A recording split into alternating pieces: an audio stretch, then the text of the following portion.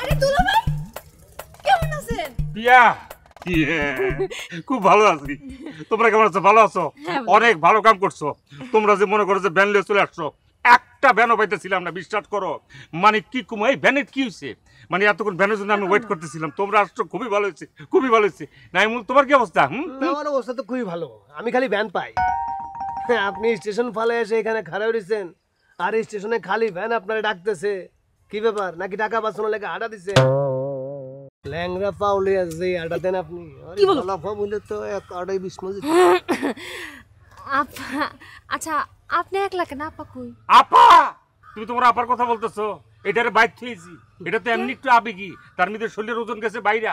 বিয়ার সময় ছিল 75 কেজি, অহন হয়েছে 110 কেজি, 2 দিন পর হনবে 125 কেজি। সুমু পিলার মতো হয়ে যেতেছে গা। সে যদি খুশির টালে আমার শ্বশুর বাড়িতে আইয়া একটা ড্যান্স দিয়া ফেলায়, উডানের ভিতরে যদি চিত্তে কেটে পড়ে যায়, পর্দা দেখা গেলো কোমরটা ভেঙে যাবো গা। বংশের দেখা গেলো একটা শনির দশা কাহিনী করতে গেল। আমি আমার বাচ্চাকে নিয়ে কই যাবো? খরচ বেড়ে দেবো তখন। আচ্ছা ঘটনা কি? ফুফু জরুরি ভিত্তিতে কেন আসতে বলছে? কি হয়েছে? আপনি হইলেন গিয়া বড় জামাই, আপনি যদি না জানেন তাহলে আমরা কোথাকার কোন স্যার? হ্যাঁ, আমরা জানুন কেমনে? পিয়া, হ্যাঁ তুমি কি কিছু জানো বই? না দুলা ভাই, আমারও কিছু কয় নাই। আমি মনে করছিলাম আব্বার মনে শরীর খারাপ, কিন্তু ফুফু তো কিছু কইলো না। টিয়ারে ফোন দিলাম, তার ফোনও বন্ধ। না, আব্বার শরীর খারাপ থাকলে দিয়া নিজেই তো ফোন দিত।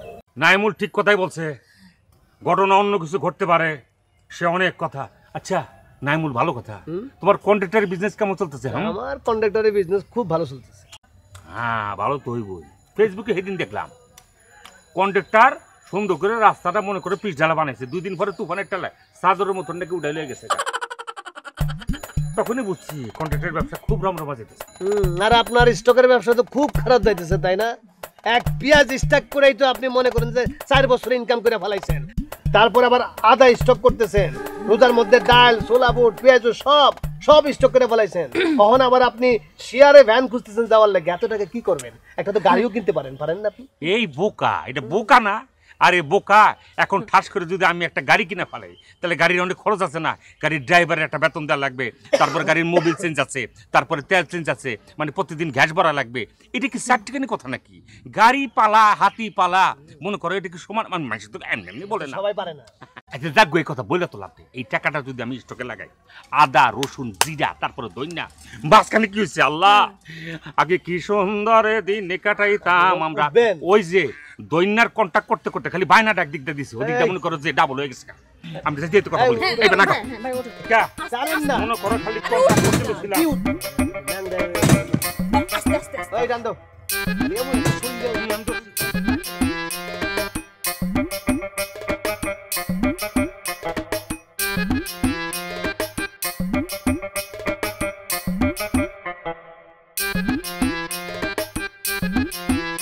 তুমি সাবধানে বসো, আবার পড়ো না। না না, আমি আছি।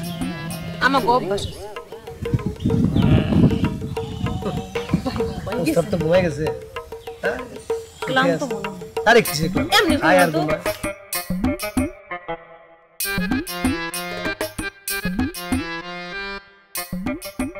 ঘুমা। হাই উঠেন।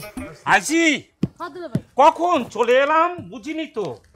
এমন শান্তি নাই? ডোন্ট প্লিজ, তুমি এটা আরে করো না, রাখেন আমি দুলা তোমার ভাই, বড়। আপনি দিবেন কেন? এই বোকা, আরে দুলা দাঁড়ান। ভাই, আপনি থামেন তো, আরে সে দিচ্ছে তো। বাংতি কই? বাংতি নাই? ইয়া তোমার হাজবেন্ড তো আমাকে কোনো কিছু করতে দিচ্ছে না। বোকা, এই আই দুলা ভাই বলতে। তুমি আমার কথা শোনো। আরে আপনি দিবেন কেন? ভাই 100 টাকা দিলেন, আর কিছু দেন। আর কিছু দিবনি?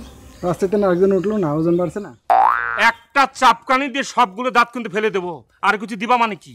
হ্যাঁ, আমার ওয়াইফ কুতে নিয়ে আমি উঠিই নাই, সে তো একটা সমুখস্থিকির। সব মিলে যদি উঠতাম তো তোর চাক্কা এমনি বাস করতো। আরে ওইসে দুলা- বেয়াদব, কেন আমরা ভাড়া দিব? কত দিন? রাখো তুমি নাইমুল, আরে দাঁড়াও। তুমি পাস। আরে দুলা ভাই আপনি জানতে আপনি না না, আমরা চাই গ্রামের জামাই, আমরা কেন ভাড়া দিব? দিও না, দিস না, তুমি তো নাম দুলা ভাই।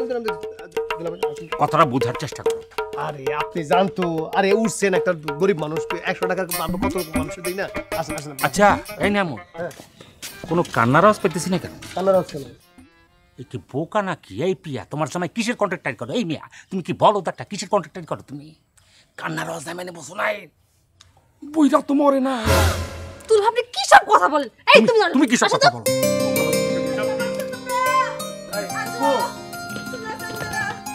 আইসা বসছো?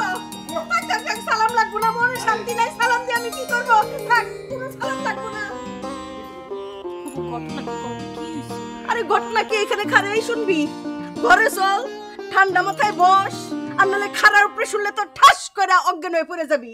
তোর বাপ আর আমরা তো খালি ফিটের উপরেই আছি। ফিটের উপর আছে মানে? হ, খুইলা বলো না, খারাপ কিছু করছে? খারাপ কি মন্দ সেটা তো তোরা বিবেচনা করবি, আমি কি বলবো? তখন ছোট বোন দিয়া বিয়ে করে ফেলছে। বিয়া করছে মানে?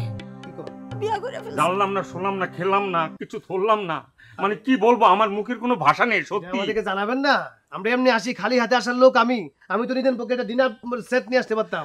আমাকে বললে তো আমি না হলে 10 কেজি আদা, 10 কেজি রসুন, পেঁয়াজ সহ আমি কি তোমার বোনকে সহ নিয়ে আসতে পারতাম না? কে কি আনবা সেটা পরে বিবেচনা করে, আগে আসো, ঘরে আসো। আরে, আইসা বস। আমি স্বর্ণ সারা কোনো সবসময় আসো।